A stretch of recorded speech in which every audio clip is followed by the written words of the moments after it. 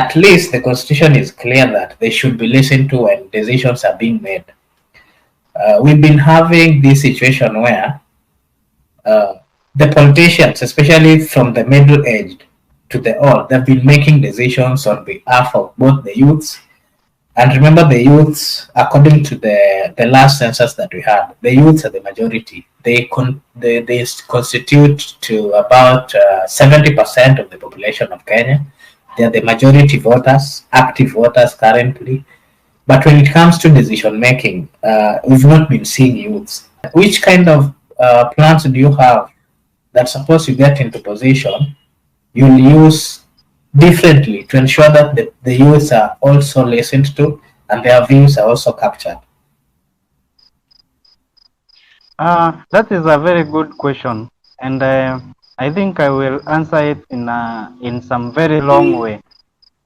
Uh, Last year, I was one of the founding members of an organization known as 70% for Youth. I think, as you have already stated, 70% of the voters in Kenya are youth. That means they are basically between the ages of 18 to 35.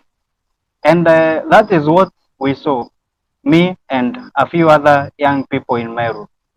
We started the organization known as 70% for Youth. And what we basically wanted was to get the youth involved in running of the government. We wanted the youth to be part of the decision making. We wanted the youth to be part of the tendering process so that they could get tenders. Si unajua kawaida ya nchi yetu, what we always say is kazi kwa vijana, pesa kwa wazee. That is what we Yeah. wanted. We wanted the youth to be part of getting tenders. We wanted the youth to be part of the appointment done in the county government of Meru. And we also wanted the youth to be part of those employed by the county government of Meru. I was one of the founding members of that organization. It is still there, and we are still agitating for 7% for the youth of Kenya and the youth of Meru.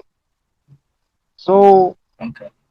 it basically remains truth to say that in Kenya, the youth are not well represented.